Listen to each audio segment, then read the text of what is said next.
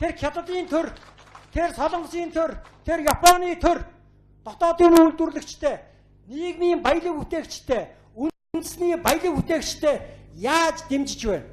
Яаж дэмжиж байна? Тэгэхээр энд эхний ээлжинд энэ аж үйлдвэрийн салбарыг хөгжүүлэх, үндэсний баялаг бүтээгчдийг дэмжих хамгаалах бодлого гэж 10 жилийн хугацаатай явах ёстой. 10 жилийн хугацаатай Азийн бар болсон улс орнуудын хөгжлийн жишгийг энэ. Дараагийн 10 жилд энэ үндэсний баялаг бүтээгчдийг дэмжих бодлого 10 жил явах ёстой. Дахиад 10 жилд нь бие даалгаж экспорт руу чиглүүлэх явуулах ёстой. Тэгэхээр өнөөдөр энд экспорт руу гаргана гэд амьдрал үзээгүй хүн цалин тавьж өгөөг устгаж ярьдгийг. Экспорт руу гарах хэмжээний технологи менежменттэй тэр зах зээл дээр нь очиод бараагаа зарчих чадвартай Монгол хэд байгаа юм бэ? Тэгэхээр энэ гэрдний үндэсний баялаг бүтээгчдийг боож үлдэх хүн болгож авах хэрэгтэй байхгүй юу? Тэгжээ та нар хармаандаа нэг $100,000 байж та нар Хятад очиж менежментийг хийж шít.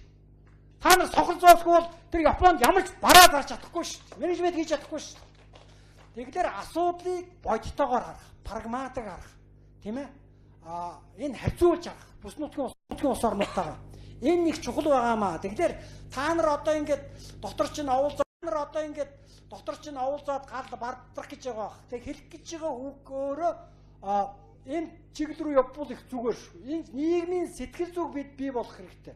Энэ аж үйлдвэржилтийн технократ удирдлагын тогтолцоо гэдгийг Монгол бий болох хэрэгтэй. Энэ аж үйлдвэрийн талаас баримталж байгаа улсын хурлаас гарсан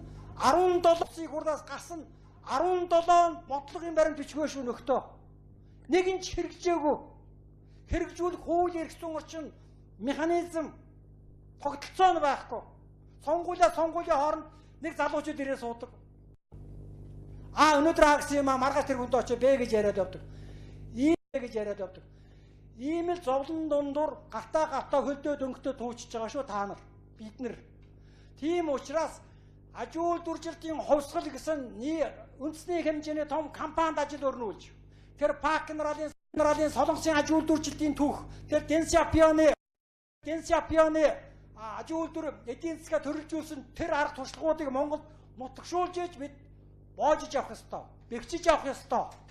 Мөнгөтэй болох хэрэгтэй компаниуд. Өнөөдөр мөнгө хаана байна? Банкны энэ худалдаа гэдэг бол энэ аж үйлдвэрийн салбар баялаг бүтээгчдийн хөгжлийг хангасан ийм үүд хаалга байх ёстой. Түүнээс биш одоо манай телевизийн нэвтрүүлгийн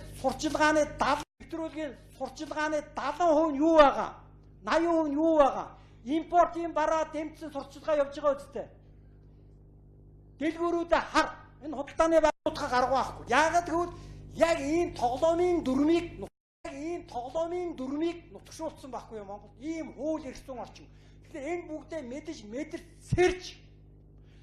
Монгол дээлтэй, Монгол хүн дээлтэй, бидний үр хүүхдүүд дээлтэй хөгжлийн орон зай, бизнесийн орчин, хууль эрх зүйн орчноо бүрдүүлж авах нь энд сууж байгаа хүн болгоны нэг номер их ах шүү. Энийгээ төлөө бүгдээр хамт нэгтээ зүтгэцгээе.